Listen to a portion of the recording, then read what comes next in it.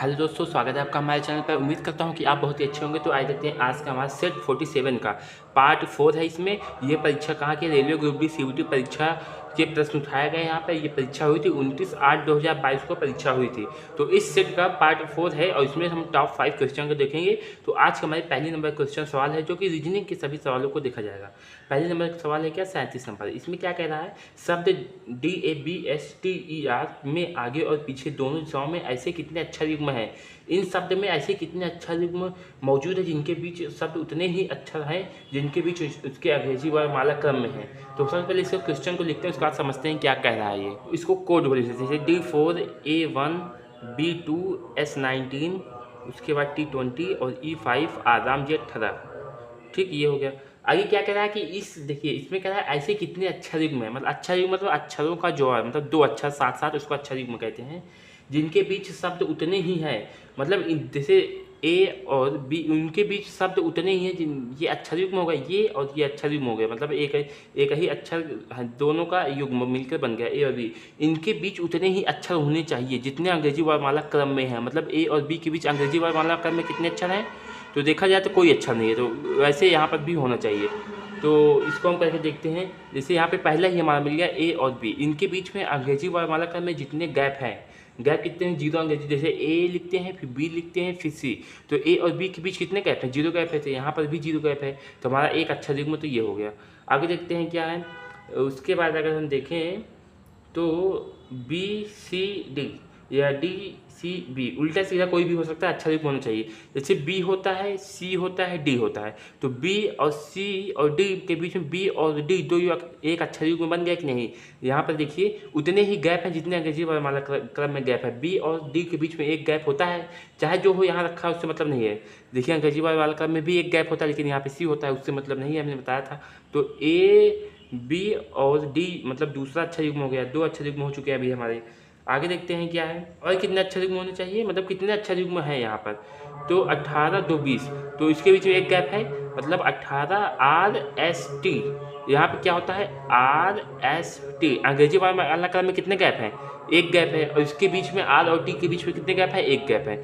R और T के बीच में कितने गैप है, अंग्रेजी वाला क्रम के अनुसार एक गैप है, यहाँ पर भी एक गैप है। एक अक्षर युग्म में हो गया, ये है तीसरा।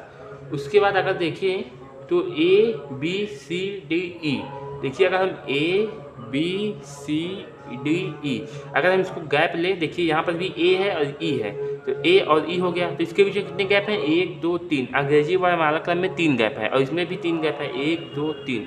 तो हमारा तीसरा वाला ये हो गया। ठीक, तो चौथा हो गया, 3 तो हो चुका है, चौथा गैप हो गया। आगे देखते हैं क्या है, 19 20 ST के बीच में कितने गैप होते हैं, एक ही गैप होता है। देखिए S और T के बीच में कोई गैप नहीं है और यहाँ पर भी कोई गैप नहीं है, तो ये हमारा पांचवा हो गया। अब छठा देखते हैं, कोई छठा है तो यहाँ पे 1 4 और 5, ये भी नहीं है। अगर हम देखें तो हमें लगता है कि यहाँ पर ये खत्म हो चुका है। लेकिन अगर हम देखें तो A और E से देखा तो कितने गैप हैं, मतलब कि A और E के बीच में 3 गैप है। लेकिन अगर हम B से E के देखें तो B के बाद C आता है, D आता है, और यहाँ पर भी B है और यहाँ पर E है, तो 2 गैप यहाँ है, 2 गैप अंग्रेजी वाला क्रम में है। तो मतलब क्या हो गया, B और E से भी एक गैप है, मतलब 5 हो गया, छठा गैप। तो कुल 6 गैप हैं, 6 अक्षर युग्म है जो कि अंग्रेजी वर्णमाला क्रम के अनुसार रखे गए हैं। तो ऑप्शन नंबर कौन सा मैच कर रहा है यहाँ पर, ऑप्शन नंबर देखें तो 1 3 3 से अधिक 2, तो यहाँ पे 6 नहीं है लेकिन 3 से अधिक है। तो ऑप्शन नंबर तीसरा यहाँ पे मैच कर रहा है, जो कि 3 से अधिक गैप है, इसमें 3 से अधिक अक्षर युग्म है, 3 से अधिक। देखते हैं आज के हमारे दूसरे नंबर सवाल, जो कि सवाल नंबर 41 है। सवाल नंबर 41 में क्या कह रहा है, देखते हैं 41 नंबर सवाल। इसमें क्या कह रहा है, देखिए इस प्रश्न में एक कथन और उसके बाद 2 निष्कर्ष दिए गए हैं। एक कथन ये दिया है जो कि हमने यहाँ पे लिख रखा है, 2 निष्कर्षों को दिया है, 1 और 2। ठीक, आगे क्या कह रहा है, कथन के संबंध में दोनों निष्कर्षों में से कौन सा सही है। इस कथन के अनुसार देखिए कौन सा कथन सही, मतलब कौन सा निष्कर्ष सही है। तो सबसे पहले हम D लोअर देन O लेते हैं। तो इसमें क्या देखिए D से O तक लिख लेते हैं, D lower than Y greater than E greater than equal to A और लोअर देन O। तो यहाँ पे देखिए ये सवाल में कोई रिलेशन बन ही नहीं रहा है। सवाल में रिलेशन कब बनता है जब संख्या बढ़ती हुई चली जाए, या तो संख्या बढ़ती हुई चली जाए या तो संख्या घटती हुई चली जाए। अगर संख्या बढ़ घट दोनों रहा है तो उसमें क्या होता है, मान अलग अलग हो जाते हैं और रिलेशन बन ही नहीं पाता। तो ऐसा यहाँ पर भी है। देखिए यहाँ पे जो डी है, डी तो छोटा है वाई से, मतलब वाई बड़ा है, और यहाँ पे ई भी छोटा है। तो इन दोनों, या तो डी छोटा होता है वाई से, ठीक है, और वाई छोटा होता है ई से, तो यहाँ पे बन जाता है। लेकिन यहाँ पे y दोनों चीज़ों से बड़ा है तो कोई रिलेशन बन ही नहीं पाएगा। तो ना ही निष्कर्ष एक सही है। अगला देखते हैं निष्कर्ष दूसरा, ई ग्रेटर देन सी। तो ई ग्रेटर देन सी, तो यहाँ पे भी देखिए कि एक तो बढ़ गया है और दूसरा घट गया है। तो यहाँ पे एक क्या है, सबसे छोटा है, तो यहाँ पर भी यही रिलेशन नहीं बनेगा। मतलब रिलेशन क्या बताया था हमने, या तो बढ़ता हुआ चला जाए या तो घटता हुआ चला जाए। तो दोनों निष्कर्ष हमारे गलत हैं, नहीं, एक को नहीं सही है। ऑप्शन कौन सा सही होगा, निष्कर्ष एक और निष्कर्ष दो दोनों सही है, ये नहीं होगा। ना तो निष्कर्ष एक और ना ही निष्कर्ष दो सही है। तो ऑप्शन नंबर यहाँ पे हमारा चौथा सही होगा, ना ही निष्कर्ष एक और ना ही निष्कर्ष दो सही है। आइए देखते हैं आज की हमारी तीसरी नंबर सवाल, जो कि सवाल नंबर है 47 नंबर सवाल। यहाँ पे हमने सवाल को लिख लिया है। इस सवाल में क्या कह रहा है, उस संख्या का चयन कीजिए जो निम्नलिखित श्रेणी में प्रदर्शित चिन्ह के स्थान पे आएगी। तो 4 ऑप्शन दिया, इसे चारों में से एक को सिलेक्ट करना है। तो इस तरह के सवालों को हल करने के लिए हमने क्या बताया था कि हम इसके बीच के अंतर को निकालते हैं। सबसे पहले देखते हैं संख्या कैसी है। अगर संख्या एकदम से बढ़ती हुई चली जा रही है, मतलब बहुत ज़्यादा, किसी दुगने से भी ज़्यादा बढ़ती हुई चली जा रही है, तो उसमें हम स्क्वायर या क्यूब का नियम लगाते हैं। लेकिन यहाँ पे ऐसी संख्या दुगने से नहीं बढ़ रही। 40 दूना 80, 80 से भी कम है, दोगुना नहीं हुआ। यहाँ पे 6 दूना 120, और यहाँ पे मतलब कि संख्या दोगुनी नहीं है। तो इसके बीच हम क्या निकालेंगे, गैप 40 10 50 10 60, मतलब 6 और 10 16 और 66 और 44 नहीं 33, 66 और 4 70, मतलब यहाँ पे कितना गैप आएगा, 34 का गैप आएगा। उसके बाद यहाँ पे निकालते हैं 100 और 142, तो यहाँ पे सीधे सीधे 42 का गैप आ रहा है। उसके बाद यहाँ पे वही गैप निकालना है कि इसके बीच में जो अंतर है उसी तरीके से हल करना है। तो क्या ये 4 का, ये देखिए 4 का स्क्वायर बन रहा है, तो ये हो जाएगा। अगला क्या है, 5 का स्क्वायर, किसी का स्क्वायर बन रहा है, नहीं। ये किसी का स्क्वायर बन रहा है, नहीं, ये भी नहीं होगा। तो इसमें क्या, किसी का गुणज है, 16 का 16, 16 32, 16 43, गुणज भी नहीं है। तो हम यहाँ पे क्या करें, तो यहाँ पे फिर से अगर हम गैप देखें, अगर सेम गैप है तो फिर हल हो सकता है। जैसे 40 20 60 होता है, अभी हमने गलत कर दिया था, और 10, अब देखिए 26 और 4 40 और 26 4 30 4 34, मतलब 8 का गैप है इसके बीच में। इसके बीच में कितने का गैप है, 4 6 और 2 8, इसमें भी 8 का ही गैप है। तो मतलब अगर यहाँ पे जो संख्या आएगी इसके बीच में, इसमें भी 8 का ही गैप होगा। तो 8 को इसमें जोड़ दो तो 42 8 कितना हो जाता है हमारा, 50। तो हमारा यहाँ पे क्या बन के आ गया नियम कि आप घटाते हुए चले जाइए, माइनस करते हुए चले जाइए। तो यहाँ पर ऐसा कर दिया हमने, सही आ गया।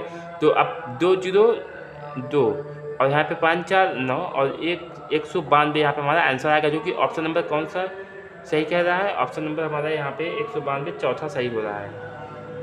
ठीक, आज की हमारी चौथी नंबर सवाल, जो कि सवाल नंबर 54 है। इसमें क्या कह रहा है, उस विकल्प का चयन कीजिए जो 5वीं संख्या का उसी प्रकार से संबंधित है जिस प्रकार दूसरी संख्या पहली संख्या से, दूसरी संख्या पहली से संबंधित है और चौथी संख्या तीसरी से, ये चौथी संख्या तीसरी से संबंधित है। उसी प्रकार हमें इसको हल करना है। बाकी ये नोट कुछ भी नहीं है, हमें इस संबंध को निकाल के हल करना है। लेकिन एक बार देख लेते हैं नोट क्या कह रहा है, संक्रियाएँ संख्याओं को उनके संघटक अंकों में विभक्त किए बिना संपूर्ण संख्याओं की जानी चाहिए। उदाहरण 13 पर की जाने वाली संक्रिया जैसे जोड़ना गुणा घटाना करना इत्यादि 13 पर ही की जानी चाहिए। यदि 13 को 1 या 3 से विभक्त करने और फिर 1 से 3 पर घटती संख्या करने की अनुमति नहीं है। यहाँ पे हमने देख लिया तीसरी संबंध क्या है। उसके बाद अब देखते हैं इसके पीछे संबंध क्या होगा।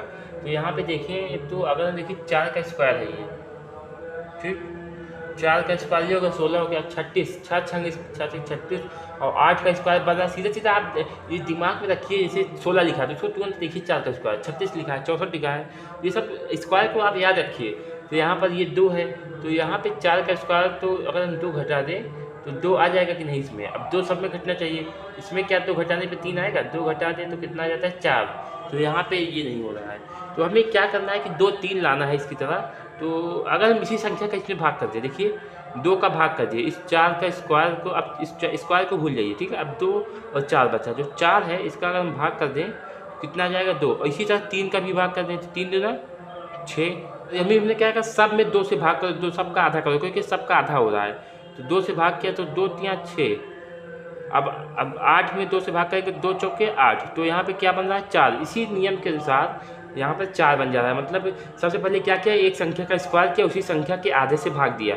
फिर संख्या का स्क्वायर किया, फिर उसके आधे से भाग दिया, फिर संख्या का स्क्वायर किया था जो उसी संख्या जो स्क्वायर की संख्या जो उसके आधे से भाग दिया तो आ गया 4।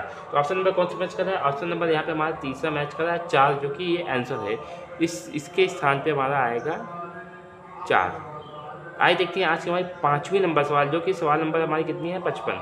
या इसमें निम्नलिखित समीकरण में प्रश्न चिन्ह के स्थान पे कितना लगभग कितना मान आएगा, लगभग पूछा है। यदि दशमलव दिया है तो इसको हल करना पड़ेगा, ठीक है। हमने यहाँ पे सवाल को लिख लिया जो कि कह रहा था लगभग मान, तो ये 199 का 30.01%, ये सारी सवाल लिख लिए यहाँ पे। तो हमें क्या करना है? लगभग निकालना है। लगभग में क्या होता है? जो दशमलव होता है उसको हटाना होता है।